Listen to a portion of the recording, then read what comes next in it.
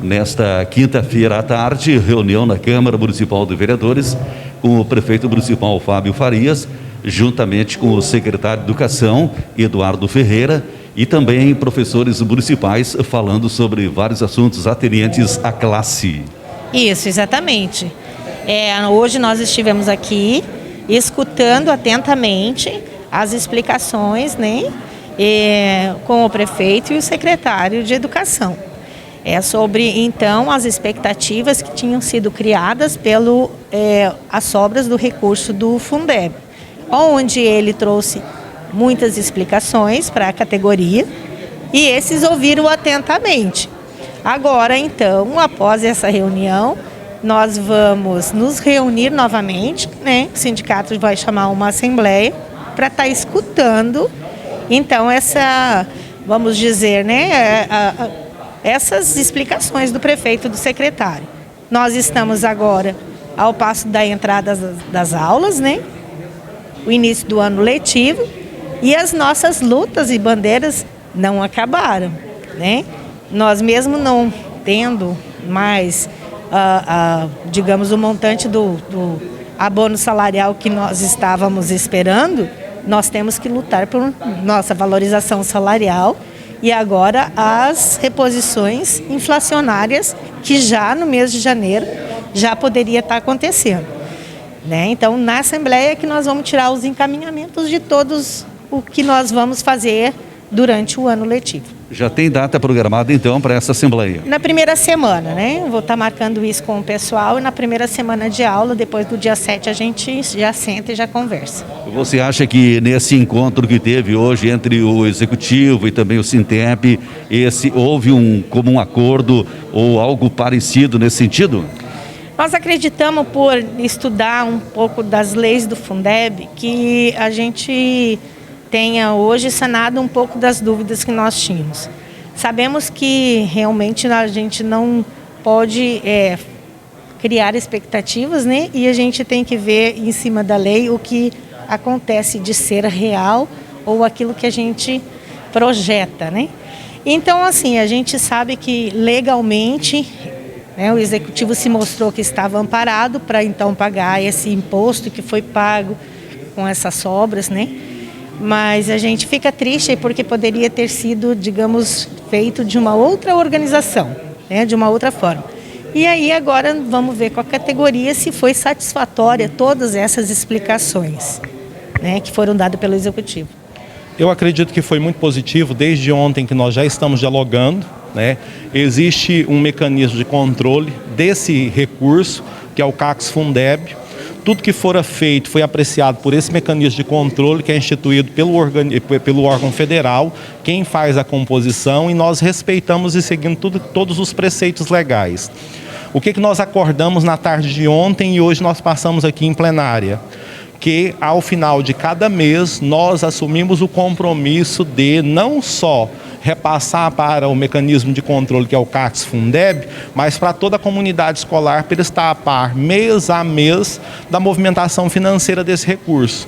Eu acho que quanto maior a transparência, né, nós garantimos não só dignidade, como controle, e as outras pessoas que virem posterior a essa gestão deverão seguir aí na mesma linha, no exemplo de transparência e dando dignidade aí para todos os servidores da Rede Municipal de Educação. Parece que a classe de educação aí dos profissionais queriam, de repente, estavam esperando um valor a mais. Todo mundo quer receber mais, né? Deixa eu te explicar como que funciona. A Constituição Federal estabelece que não pode sobrar, que eu devo gastar no mínimo 70% do recurso do Fundeb em remuneração e valorização do profissional da educação. Nós, com todos os esforços que nós despendemos ao longo de 2021, com os seguidos superávites de arrecadação, nós não conseguimos atingir os 70%. Houve uma sobra aí de 216 mil. Em conversa com a própria categoria, com o presidente do sindicato, que é a Marilene Larroque, por exemplo, e o CACS Fundeb, nós falamos assim, o melhor é valorização profissional. Vamos fazer tudo que a lei nos permite em termos de valorização profissional para entregar o mínimo de sobras, ok? Foi acordado em reuniões e nós trabalhamos para isso, tá? quanto mais sobrar tecnicamente, menos eficaz é a gestão no sentido de valorização profissional. Agora, eu vou trabalhar com todo o recurso, sem considerar o crescimento da rede? Também não posso. Tá? Então, nós trabalhamos de que forma? Atingir o 70% constitucional e fazer dentro disso uma revisão dos nossos planos de carreira para que isso seja garantido. O próprio Tribunal de Contas do Estado de Mato Grosso soltou uma resolução em 14 de dezembro. Até então, nós não sabíamos como que nós deveríamos proceder e como que seria o escrutínio de nossas contas pelo Tribunal de Contas. Quando ele soltou a resolução, dia 14, dia 16, nesta Casa de Lei, nós tramitamos uma lei que possibilitava fazer uma distribuição de sobras, mas nesta data nós não sabíamos qual é a sobra. Porque quando que você vai saber o que tem de sobra? O último dia do ano, porque pode entrar recurso nesta conta até o dia 31. Então eu só poderia falar em sobras reais dia 1º de janeiro de 2022.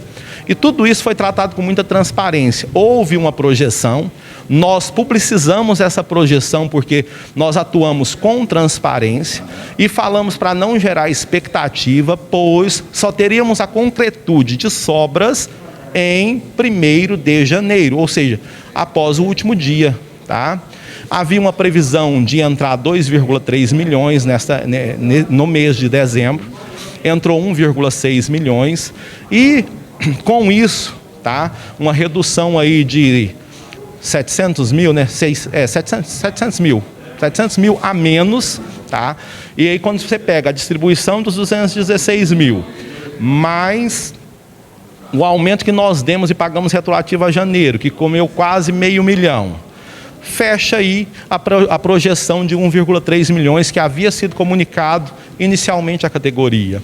Então eu acredito que o excesso de transparência que a lei me obriga a ter, com certeza, foi o motivo de gerar expectativa, né? E as pessoas esperar a distribuição de 1,3 milhões, isso não ocorrer porque não houver essa sobra, com certeza, porque por força de lei nós deveríamos fazer o que pressupõe aí o artigo 208 da Constituição Federal.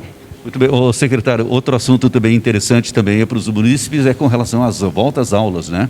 Sim, nós retornamos aí dia 7 de fevereiro, na semana que vem todos os professores, técnicos de alimentação, nutrição, apoio, todos eles, motoristas, vão estar aqui no município de Canarana, na cidade, fazendo formação e capacitação e nos preparando aí para receber os filhos de vocês na segunda-feira, 7/2, para nós começarmos aí o ano, dando dignidade, garantindo os direitos de aprendizagem de todas as crianças da rede municipal, em parceria com a família, com a escola, com o professor, com o diretor, com o responsável aí, para a gente trazer essas crianças aí ao mundo do conhecimento. Justamente, é um momento importante, né, da gente esclarecer todas as dúvidas.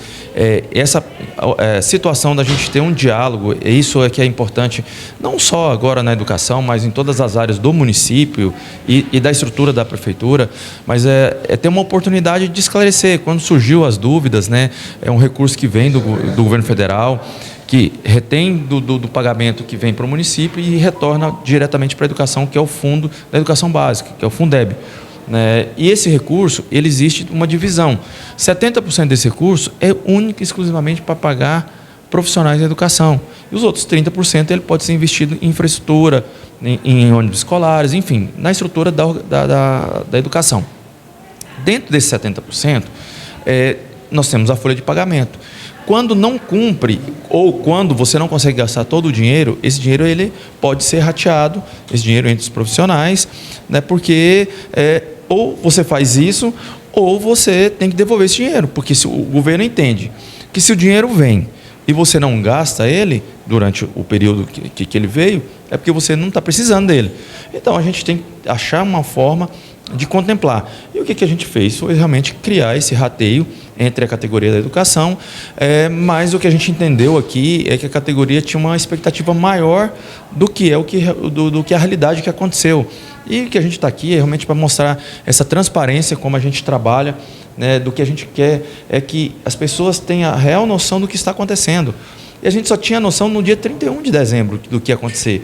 Antes disso era uma previsão, né? E o que aconteceu, que foi aprovado um projeto de lei que falava de suplementação orçamentária que envolvia toda a educação, não só a contemplação de salário ou de rateio para a categoria. Então teve essa divergência aí e a gente estava aqui hoje nessa reunião para explicar e esclarecer todas as dúvidas para os profissionais da educação.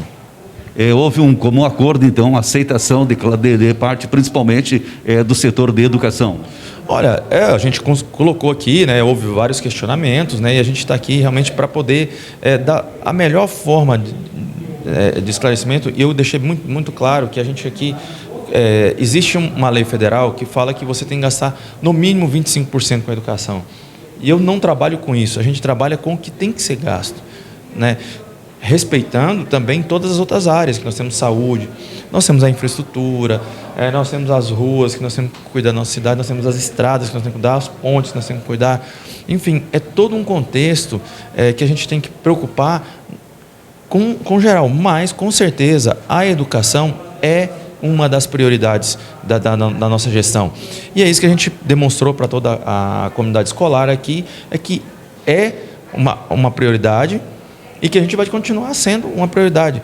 Se agora não foi, às vezes, a expectativa, quem sabe esse ano possa melhorar, né? E a gente vem fazendo esse trabalho e a educação do município, com a ajuda desses profissionais, já melhorou muito. E a gente tem muito mais ainda a avançar. Eu vi também o senhor aí fazendo uma explanação com relação a novas escolas dentro da sua gestão, a prioridade não só a educação, mas como também aí os alunos também. Olha, agora nos próximos dias, antes de retornar às aulas, que é dia 7 de fevereiro, nós estaremos inaugurando uma nova escola na aldeia Tanguru, uma escola modelo na aldeia indígena Chavante. E dessa forma a gente quer continuar o trabalho da melhoria da infraestrutura.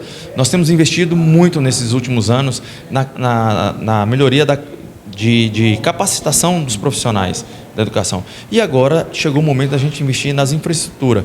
E a primeira infraestrutura que a gente vai mexer é na Escola Monteiro Lobato, que realmente é uma estrutura muito precária. E ali merece realmente uma estrutura que dê dignidade para quem trabalha, mas também para quem estuda ali naquele local.